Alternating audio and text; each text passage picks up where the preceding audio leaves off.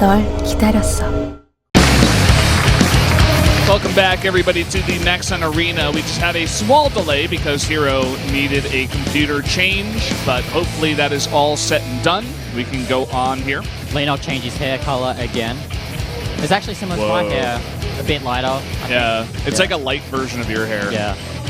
And Leenock's actually joining the lobby. I'm not sure where CJ herO is. I hope it's not a stupid hotkey issue or something like that. I remember the delay was like maybe 30 or 40 minutes. It's ridiculous because it's herO that has the issues and only herO, but he is in the lobby, so we can finally rejoice in cheer. No more issues. Finally, just switching out the computer makes it work. I mean, look at that smug face. Not happy with herO these days, GTR? No, only because he just causes technical issues. Yeah, that's about it though. He's a fantastic player, 11 and 4. I love watching him everywhere else. It's just, at Pro League, he just always causes problems. Yeah. And Leenock, he's been struggling to help out KT in that 4th spot. I would love to see Trust fill in that spot, but then again, they would be fielding 3 Terrans and 2 Terrans and 2 Protoss, right? So, not exactly what they want to do. Well, everyone's voting for herO here. Yeah, no surprise. Leenock still having some trouble here. herO, one of the most winning players so far. Now let's jump into game number 1, herO versus Leenock.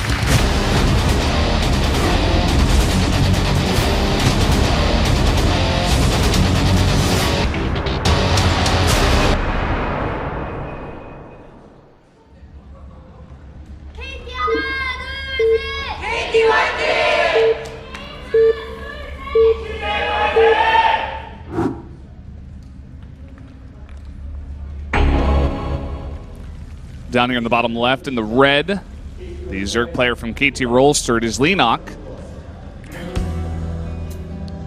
And spawning here as the yellow Protoss for CJ enters, it is herO. And as you mentioned before, we got into the game, herO is from California on a romantic Starcraft date. Oh, they don't have headsets on, but Yeah. We met these guys actually at SSL, very cool people.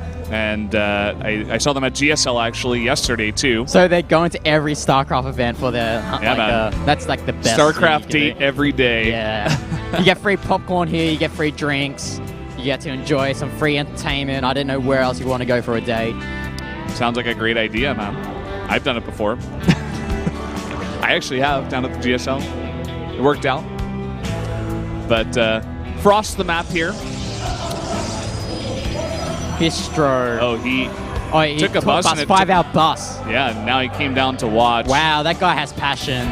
Even everyone in the audience admires that guy's passion. Yeah, you got to cheer from the crowd. Yeah. That's how much of a not dead game StarCraft is in Korea, guys. That guy came 5 hours on a bus to watch StarCraft. Yeah, there you go. Yeah, going back to what I was going to talk about before the lovely couple interrupted us. herO is 3rd before today on the winners ranking, which shows how much he still wins for CJ, but like the thing with CJ is that they need him and Bjol to click in order for them to win. If none of them or one of them only clicks each series, then they're not going to take any win time. Then they have to rely on someone like Ragnarok, who has not been consistent. Or take it to the ace match and then cross their fingers that herO or Bjol can win in the ace match. And now they've added MC, which is if he's on his game, and in order to qualify for GSL, I mean, you have to be somewhat on your game, right? He did beat, I think he beat JYP in the qualifiers. Hey, JYP's not that bad of a player. That's true. He'd beat me. At least we're not playing in the qualifiers. I'd get wrecked. I'd get Roach Ravager ulti and like chase the wood. Yeah. They didn't really show him too much respect, huh? They were just like, get out of here. You don't belong. But yeah, he does make it onto the team, and I have a feeling that MC he was always one of those players that just finds a way to win, even when he wasn't totally on his game. So for best of ones, I mean, this guy is going to be pulling out crazy stuff. Like, yeah, as you said, he's one of those players that he's not really the best right now or the strongest Protoss out there, but he can figure out ways of winning the game because he thinks about the game differently compared to the other Protoss. He's like what SOS was. Like, he's like what SOS is right now 4 or 5 years ago during his prime. I guess that's the best way of saying what MC would be. Yeah. Look at this. I mean, Overlord Scout coming in is not going to see anything, is going to die to a Stalker that pops out. And then actually a pretty early forge here from herO. I'm only guessing that he wants to get that +1 weapons upgrade relatively quickly. Yeah. Kind of an interesting build. Generally, you see Stargate pretty early on in this matchup, especially on a map this big, but decides not to go for it. And some Lings coming over here, going to poke at the Cybernetics core. Will be pushed away by the Stalkers that are continuously coming out. Yeah, as we see, the Warp Prism actually coming out for herO, so he probably wants to do some harassment with these gateway units that he has currently. And Leenock's just heavy draining right now. He's got that Rotoran, sure, but no other attack army units besides those Queens and maybe a few Zerglings out on the map. And herO's not actually thinking of taking a third base right now, so if Leenock's not careful, he could just like get run over by the incoming attack of herO. Well, he's making that Rotoran, so he is beginning to get some tech where he can get some units to deal with something like this, but it looks like it's going to be Blink Stalkers just based on the amount of Stalkers that have been made already. He's going to go for some harass with 3 Stalkers, not something you see all too often. There's the Blink on the way. Yep, and that +1 is being chronoed, so that will come out for herO pretty soon, maybe in the next minute or so. Yes, chronoing both that Forge and that Twilight Council. It definitely wants to perform a nice timing attack with these Blink Stalkers. And I love this too because 4 Stalkers is all you need to one-shot a drone. So if you can get in there, and actually this can be used to snipe some Overlords too. I didn't even think about that. Oh, so if you can fly around the map in between the 2 bases and catch a bunch of Overlords, that could be really annoying too. And he's actually taking a third base behind this, so not really the all-in that I thought it would be from herO. And he's just going to pick up and run away. Yeah, you can easily trade here with the Warp Prism. And on a map like this where you got a very large cliff into the main, as well as just a lot of opportunities to harass, but Leenock is just not even going to take that. He's just going to go for the attack. Yeah. He needs to shut this third base down, and he does. Yeah, we see he shuts it down with that Roachling attack. And you have to consider that it is horizontal spawns here on Frost, so those units that are being rallied across the map are going to get to herO's base more quickly than what it would with any other map that we have in the map pool. +1 finishes and +2 begins right away. He's continuously trading with these Stalkers. It looks like he wants to go into the main. Blink is about to finish up, and he adds 5 more gates, which is going to put him at 8 gates. You know, actually, with that cancel, maybe... Oh, okay. I'm kind of trying to see what herO's thinking with... Because he canceled that Nexus because it got attacked by Leenock, right? So he's going to spend that money that he saved from cancelling that Nexus onto more gateways rather than try and retake that third base. So this could be an all-in after all. He is getting that +2 as well, so... Yeah, definitely an all-in here. We got some sentries in the mix, and as those 8 gates finish up, he's going to have a massive amount of units. Yep. I see Ravagers being morphed in here from Leenock, but...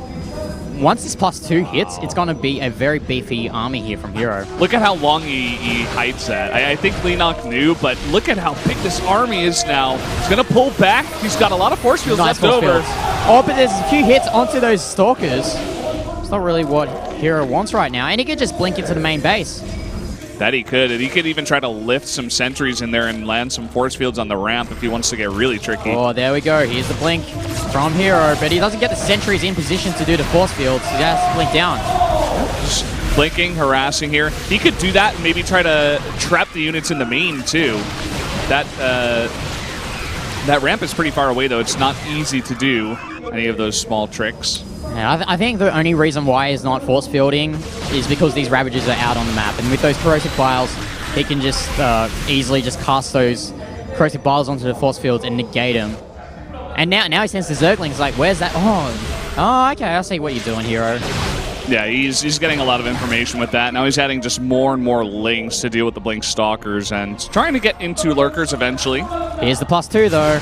These, like with the +2, it's like that threshold where those Stalkers are great to awesome.